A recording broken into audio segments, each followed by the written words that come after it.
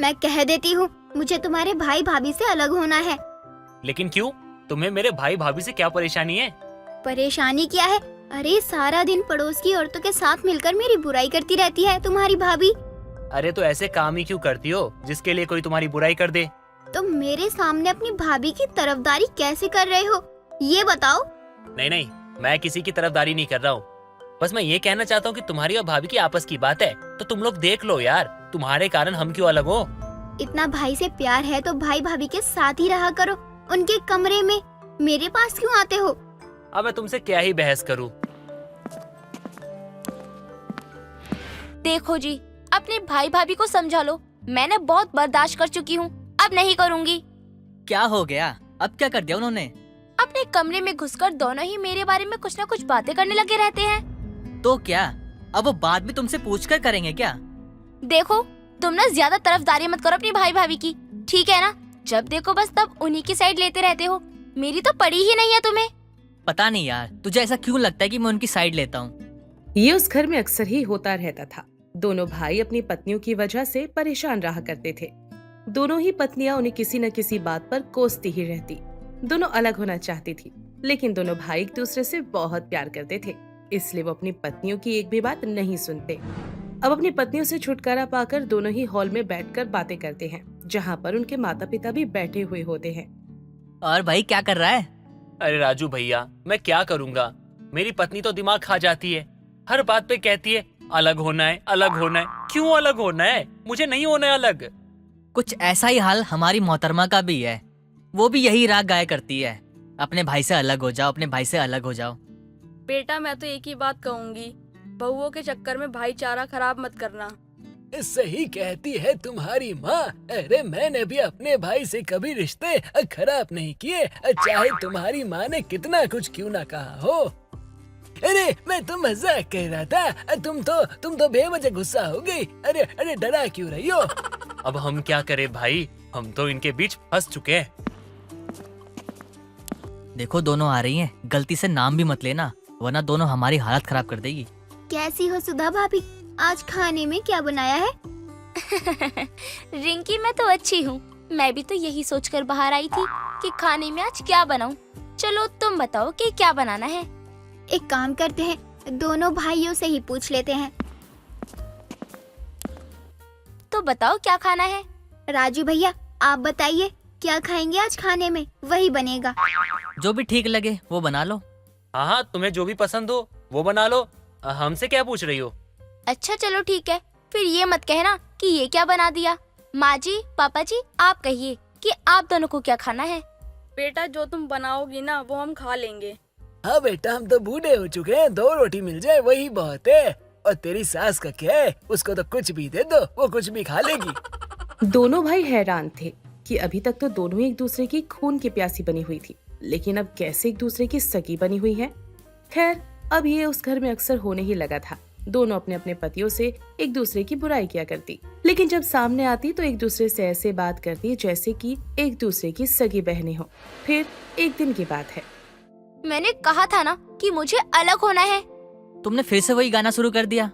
तुम्हें मेरी बात समझ में आ रही है या नहीं? हाँ बाबा, मैं समझ गया। क्या बात है भाई, क्यों परेशान हो? और क्या बात हो सकती है, वही पुरानी बातें, अलग होना है, अलग होना है। तेरी बीवी भी अलग होने की बात कह रही है क्या? हाँ माँ, वो भी यही जिद लेकर बैठी है। मैं तो परेशान हो गया हूँ, मन करता है पीछा कैसे छुड़ाऊं इनसे। अरे बेचारे दोनों बुरी तरह फंस चुके हैं, इनको तो भगवान ही बचाए। पापा आप भी ना, हर वक्त बस मजाक मजाक मजाक। कोई बात हुई? मैं तो कहती हूँ तुम दोनों ना अपनी अपनी पत्नियों को मायके छोड़ी आओ। कुछ दिन दूर रहेगी ना तो संभल जाएगी। ठीक है माँ, तो मैं अभी जाकर उसे कहता हूँ कि मायके जाने के लिए तैयार हो जाए। मैं भी जाकर सुधा को मनाता हूँ। सुधा, बहुत दिन हो गए, तू अपने घर नहीं गई हो। चलो तैयार हो जाओ, आज मैं तुम्हें छोड़कर आता हूँ। क्यों, तुम्हें क्या पड़ी है? और वैसे भी मेरा मन नहीं है जाने का। अब कैसे मनाऊं? अरे पगली, वहाँ तेरे माँ बाप रहते हैं, चलो चल के उनको सरप्राइज देते हैं। हाँ ठीक है, मैं माँ जी के लिए सुंदर सी साड़ी लेकर जाऊंगी और पापा जी के लिए सुंदर सी पैंट शर्ट। हाँ ठीक है, चलो अब तैयार हो जाओ। आज सूरज कहाँ से निकला है जो मेरा पति मुझे मेरे मायके ले जाने की बात कह रहा है? अरे अब जल्दी जाके तैयार हो जाओ, मेरा मूड चेंज हुआ ना तब मत बोलना मुझसे कुछ भी। सोहम और राजू दोनों ही अपनी पत्नियों को लेकर उनके मायके जाते हैं और कहते हैं कि उन्हें जब तक रुकना है वो रुक सकती हैं। तुम्हारा जब मन करे ना तब आ जाना, ठीक है? ठीक है जी, अब कहा है तो 1 महीना ही रुकूंगी। मुझे फोन करके बुलाना मत। अरे मुझे पागल कुत्ते ने नहीं काटा है जो मैं तुमको बुलाऊंगा। तुम्हें जब तक रहना है तब तक रहो, अच्छा ही है, तब तक घर में शांति तो रहेगी। सुधा, ये लो पैसे। अपने माँ बाप के लिए जो भी लेना है वो ले लेना, आराम से रह कर आना, परेशान होने की जरूरत नहीं है। ठीक है जी। दोनों ही अपनी पत्नियों को छोड़कर आ जाते हैं और खुश होते हैं। माँ, मैं तो छोड़ के आ गया, अब जाकर थोड़ी शांति मिल रही है। सही कह रहे हो भाई, जब देखो तब दोनों ने नाक में दम कर रखी थी। चलो अच्छा है, कम से कम अब दोनों अलग होने की बात नहीं करेगी। अरे बहू के बिना तो ये घर मुझे सूना सूना लग रहा है। पापा, अभी घर में शांति मिली है, फिर भी आपको चैन नहीं है। आप चाहते हो डायन वापस आ जाए? हाँ? अरे तुम अपनी शांति के बारे में सोच रहे हो, जरा अपने बाप की शांति के बारे में भी सोचो। अरे तुम्हारे जन्म लेने से कई सालों पहले मेरी शादी वाले दिन ही अब मेरी जिंदगी की शांति, सुख, समृद्धि सब मिट चुकी थी, क्योंकि एक डायन का साया अब मेरे सर पे आ गया था। खैर, दोनों बहुओं को गए अब काफी समय हो चुका था। दोनों की दोनों फोन पर अपने पतियों से बातें किया करती थी। सुनो जी, मेरा ना मन नहीं लग रहा है, मुझे लेने आ जाओ ना। अब क्या हुआ? तुम तो कह रही थी तुम काफी दिन रुक कर आओगी। नहीं नहीं, मेरा बिल्कुल भी मन नहीं लग रहा, माँ बाबूजी और रिंकी के बिना। हे भगवान, कहाँ फंस गया मैं। आप मुझे अभी के अभी लेने के लिए आ जाइए। अब रो क्यों रही हो, क्या हो गया? मेरा मन नहीं लग रहा है आप सभी के बिना, आप अभी आइए। अरे यार, तुम्हें गए हुए अभी कुछ दिन नहीं हुए और तुम्हारा मन नहीं लग रहा है? आप मुझे लेने आ रहे हैं या नहीं? अच्छा ठीक है, रोना बंद करो, कल सुबह आता हूँ। माँ, रिंकी का फोन आया था, वो कह रही थी उसका मन नहीं लग रहा है, तो कल जाना हो लेने उसे। तुम्हारी पत्नी की तरह मेरी पत्नी का भी मन नहीं लग रहा है, उसको भी यहाँ की बहुत याद आ रही है। दोनों ही अगले दिन जाते हैं और अपनी पत्नियों को लेकर आते हैं। दोनों ही घर वापस आती हैं। सुधा भागकर रिंकी को गले लगाती है और रिंकी भी सुधा से लिपट जाती है और उससे कहती है, मैंने आपको कितना मिस किया, मेरा तो मन ही नहीं लग रहा था। सही में मेरा भी बिल्कुल मन नहीं लगा तेरे बिना। रिंकी, अब हम दोनों ना कभी लड़ाई नहीं करेंगे, एकदम प्यार से रहेंगे।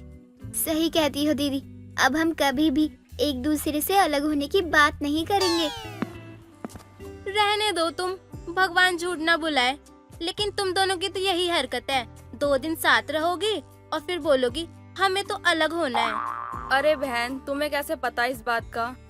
भगवान झूठ ना बुलाए, पर ये तो मुझे भी पता है और सारे मोहल्ले को पता है कि तेरे दोनों बहुएं ना कुत्ते बिल्ली के जैसे लड़ती रहती है, और वो भी इसलिए ताकि वो अलग हो सके घर से। अरे ये कैसे हो सकता है, हमारे घर की बात तो बाहर जा ही नहीं सकती। हाँ, भगवान झूठ ना बुलाए भाई साहब, आवाज तो नहीं आती, लेकिन ये जो आपकी दोनों बहुएं हैं ना, ये बाहर आती हैं, और जब ये बाहर आती हैं ना तो एक दूसरे के खिलाफ ना जहर उगल देती हैं दोनों के दोनों। नहीं आंटी, ऐसी कोई बात नहीं है। हाँ हाँ, ऐसा तो कुछ भी नहीं है। अरे जा जा, भगवान झूठ ना बुलाए, तुम्हारा ससुराल तो खट्टे मीठे ससुराल के नाम से फेमस है पूरे मोहल्ले में। तुम्हारे घर में ना आए दिन ड्रामा चलता ही रहता है। अरे ये बताओगी क्या करने आई हो, क्या मांगने आई हो? भगवान झूठ ना बुलाए। हाँ, लेकिन मैं क्या हमेशा मांगने आती हूँ? ये भी कोई बात है? अच्छा, वैसे ना मैं चीनी लेने आई थी, थोड़ी सी चीनी मिलेगी क्या? हाँ चीनी ले ले, और वापस देने की जरूरत नहीं है, और अब तू जा। अब दोनों अपने खट्टे मीठे ससुराल में वापस आ जाती हैं। दोनों प्यार से रहती हैं और एक दूसरे से लड़ाई झगड़ा भी नहीं करती। सभी मान चुके थे कि जैसे कुत्ते की दुम कभी सीधी नहीं हो सकती, वैसे ये दोनों कभी नहीं सुधर सकती। फिर एक दिन की बात है, अचानक ही परिवार पर संकट आ जाता है। सोहम और राजू को अपने बिजनेस में बहुत बड़ा घाटा हो जाता है, जिसमें वो स्कूल की यूनिफॉर्म्स बनाते थे, लेकिन किसी वजह से उनके हजारों यूनिफॉर्म का ऑर्डर पूरा नहीं हो पाया था। भाई, अब हम क्या करेंगे? तुम चिंता क्यों करते हो, सब सही हो जाएगा, परेशान होने की जरूरत नहीं है। क्या हुआ, आप दोनों किस बात से परेशान हैं? क्या हम दोनों कुछ मदद कर सकती हैं आपकी? अरे तुम दोनों रहने दो, अगर इनका कोई काम बन भी रहा होगा ना तो तुम दोनों बिगाड़ दोगी लड़के। अरे बहुओं, हमारे बिजनेस में घाटा हुआ है। राजू और सोहम का यूनिफॉर्म वाला बिजनेस, अरे उसका ऑर्डर तैयार सही से हो नहीं पाया, जिसके कारण हम मुसीबत में फंस गए। क्या? हे भगवान, ये कैसी आपत्ति आन पड़ी है। कहा था ना कि तुम दोनों कुछ नहीं कर पाओगी। लेकिन शांति की बात गलत साबित होती है। दोनों ही बहुएं पूरी रात बैठकर यूनिफॉर्म बनाती हैं, जिससे कि वो ऑर्डर 20 दिन में ही पूरा हो जाता है। दोनों एक दूसरे से बात करती हैं और फैसला लेती हैं कि उन्हें एक साथ मिलकर ही काम करना होगा, और वो करती भी ऐसे ही हैं। अब वो सारा ऑर्डर तैयार करती हैं और सोहम और राजू अपनी पत्नियों को समझाते हैं कि ये होती है साथ रहने की ताकत। देखा बहुओं, कैसे तुम दोनों ने साथ मिलकर इतनी बड़ी मुसीबत को टाल दी। हाँ माँ जी, अब हमें समझ आ गया है कि साथ रहने में सभी की भलाई है। अब कभी भी हम अपने पतियों को अलग होने की बात नहीं कहेंगे। हम सब साथ में मिलके रहेंगे। चलो जैसे भी हो, लेकिन दोनों को अकल तो आई। चलो अच्छा है भाई, अब मुझे अपने भाई से अलग नहीं होना पड़ेगा। वैसे लोग सही कहते हैं, जो होता है अच्छे के लिए होता है। इसके बाद कभी भी दोनों बहुओं ने अपने पतियों को अलग होने की बात नहीं कही। वो सबक ले चुकी थी, लेकिन उनकी नोकझोंक अक्सर ही घर में होती रहती, जैसे कि मोहल्ले में भी उनके घर को खट्टा मीठा ससुराल कहा जाता और इसी नाम से उनका घर फेमस हो चुका था।